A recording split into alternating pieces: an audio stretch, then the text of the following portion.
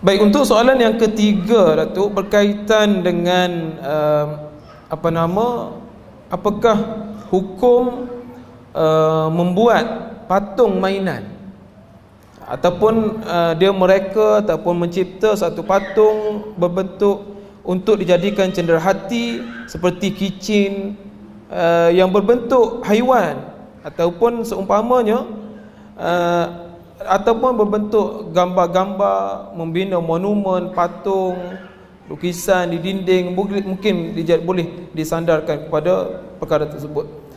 Kerana di sana ada hadis Nabi sallallahu alaihi wasallam itu muttafaqun alaih, inna ashab hadhihi as-suwar yaumil qiyamah yu'adzabun.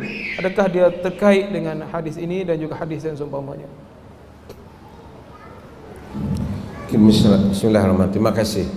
Tuan-tuan, ada beberapa isu dalam ni, tapi saya nak sebut idea umum Islam ni. Islam ialah agama religion iconoclast. Dia adalah agama anti patung, anti berhala.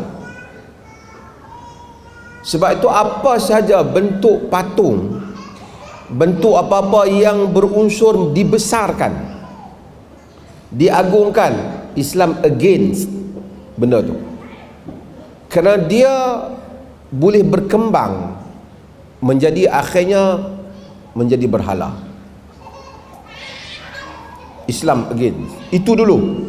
So kalau boleh elak benda patung ni, this is the best. Cumanya para ulama bincang, ada tak pengecualian? Ini tengok dalam fatwa Perlis pun ada. Bincang dalam Jawatankuasa Fatwa dulu, berapa tahun bila kita dah pernah bincang hal ni. Ada tak pengecualian bagi hal-hal tertentu? Oleh kerana di dalam hadis Nabi SAW ada pengecualian, jadi para ulama menyebut beberapa pengecualian. Pengecualiannya semua orang tertumpu kepada riwayat sahih dalam riwayat Abu Dawud, di mana Aisyah radhiyallahu anha telah bermain dengan anak patung ni. Bila Nabi kata, "Ma hadha ya Aisyah?" Dia kata, "Hadhi banati." Ni anak patungku. Nabi kata, "Malladhi ara?" Nabi kata apa? Dia tunjuk faras, kuda. Nabi kata, "Malladhi ara wastahun?" Benda apa yang kau tengok di tengah tu? Dia kata, "Faras." Nabi kata, "Malladhi alaihi?" Apa yang ada atas kuda ni? Dia kata, "Janahan." 2 sayap. Nabi kata, "Faras lahu janahan." Kuda ada sayap. Aisyah kata, "Alam tasma'." Kau tak tahu kau bahasanya anna li Sulaiman khailan laha ajnihah. Kau tak tahu kau bahawa Sulaiman ada kuda yang ada sayap? Dalam riwayat tu, fadhahika Rasulullah SAW. Nabi gelak ke Aisyah. Ulama-ulama yang mengulas hadis ni kata ni untuk budak-budak. Tetapi kita jangan lupa, dalam awal hadis tu dia sebut qadima Rasulullah min ghazwatit Tabuk atau Khaybar. Nabi balik daripada perang Tabuk ataupun Khaybar. Perang Tabuk dan Khaybar ni dah tahun 9. Tahun 9 perang Tabuk. Artinya umur Aisyah tu dah balik dah. Bukan tahap budak-budak lagi masa dia main tu. Itu yang menyebabkan sebagian ulama kata kalau orang perempuan bolehlah main.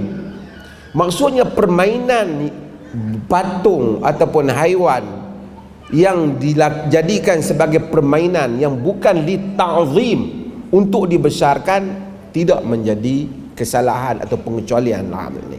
Hatta kalaupun dimain oleh dah besar dah duk peluk teddy bear tu, adakah teddy bear tu termasuk dalam yang dilarang? Berdasarkan riwayat ini tidaklah termasuk ia yang dilarang. Cumanya dia kata kalau laki yang main, laki kalau main ni main isu lain pula. Ni dia tasyabbuh dengan perempuan ke tak? Dia main isu lain pula. Dia boleh pi pada ini tabiat kewanitaan, permainan wanita. Kalau laki duk main nak patung ni, dia demam banyak. Dia demam banyak. So ini cerita lain. Agama tak boleh benarkan benda-benda yang lambi larang. tak mau lelaki buat sifat-sifat yang menjadikan dia wanita. Itu termasuk dalam larangan lain.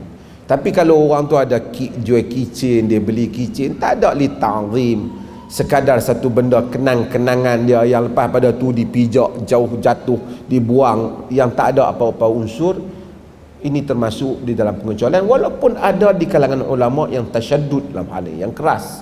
Tapi wallahu taala alam, dalam perkara berdasarkan hadis Aisyah ni ada kelonggaran bagi hal-hal yang seperti itu. Wallahu taala alam.